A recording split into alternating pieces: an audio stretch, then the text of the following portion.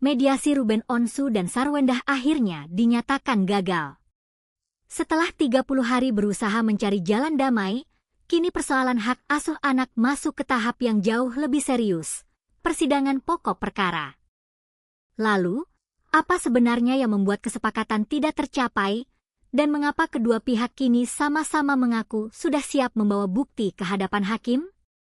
Sebelum kita masuk ke detailnya, jangan lupa like video ini, tuliskan pendapat kalian di kolom komentar, dan subscribe agar tidak ketinggalan perkembangan terbaru kasus Ruben Onsu dan Sarwendah. Mari kita mulai.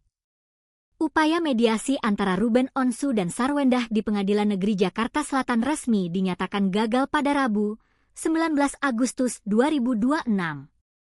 Mediasi tersebut telah berlangsung selama sekitar 30 hari. Namun, hingga proses berakhir, kedua pihak tidak menemukan kesepakatan maupun kesepahaman. Kuasa hukum Ruben Onsu, Minola Sebayang, membenarkan bahwa proses perdamaian tersebut menemui jalan buntu.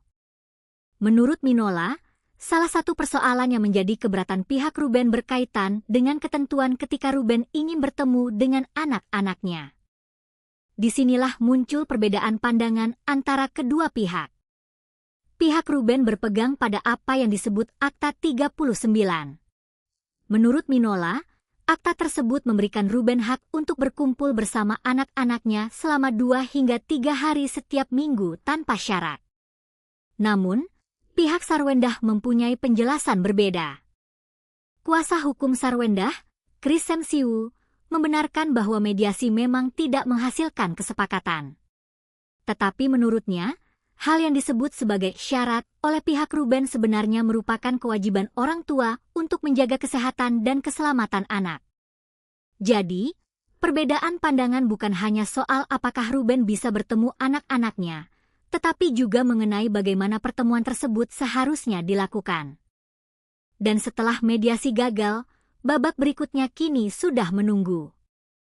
Perkara tersebut akan memasuki persidangan pokok perkara yang dijadwalkan mulai pekan depan.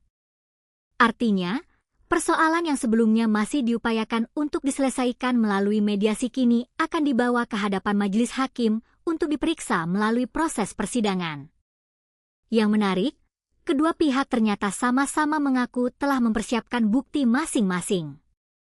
Chris Semsiu mengatakan pihak Sarwendah sudah siap secara mental dan telah mengantongi bukti serta jawaban terhadap gugatan Ruben. Dengan demikian, persidangan mendatang bukan hanya menjadi kelanjutan dari mediasi yang gagal, tetapi juga menjadi tahap ketika argumentasi dan bukti dari masing-masing pihak akan diuji dalam proses hukum.